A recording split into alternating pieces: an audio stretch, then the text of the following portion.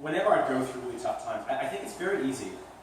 It's very easy when you're trying to lead an issue or anything in life to become quickly isolated and feel like you're the only person going through this process.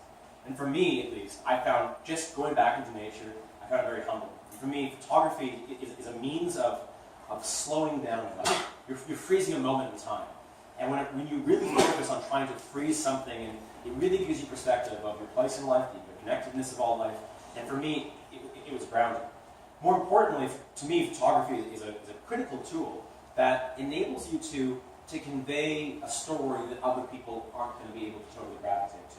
So for me, when I had the chance to first go up to the Spirit Fair, I was one of those first people who got to photograph this fair.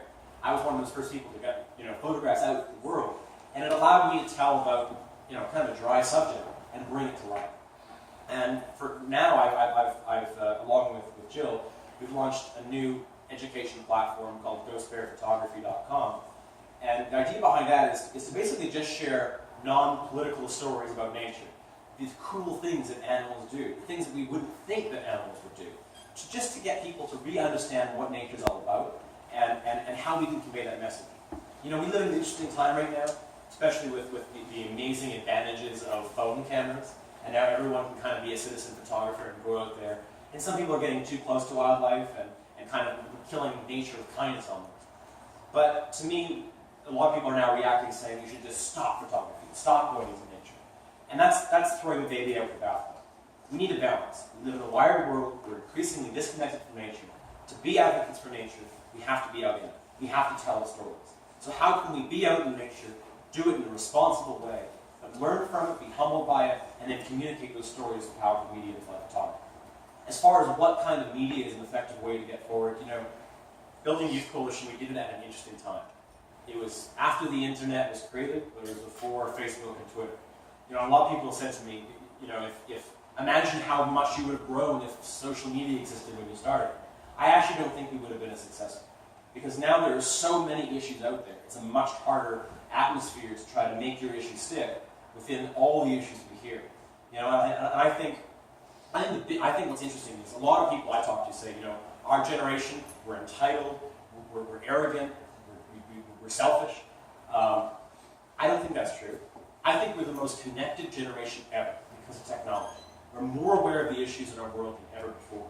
But the problem is that we are so aware that we don't know where to start.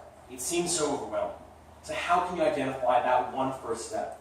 And to me, effective communications now is no longer about getting the message out. It's about trying to find that one person that you can connect to on an individual level, that can spark a passion, that can build a community with their own net. Because I think you'd agree with me, the way we communicate these days is through the people we trust. So we see all this stuff in the news.